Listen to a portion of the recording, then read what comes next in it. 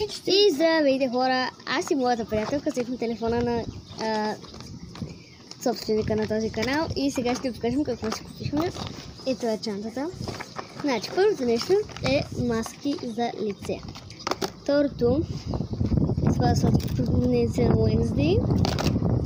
След това взехме си едно парфюмче на Easy, което почти го изпускахме.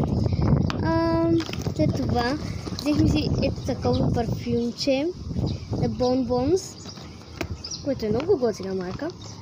Взехме си една шнола с цветенца.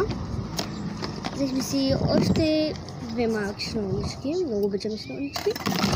Взехме си едно бланчче, много сладичко. Има още една шнола.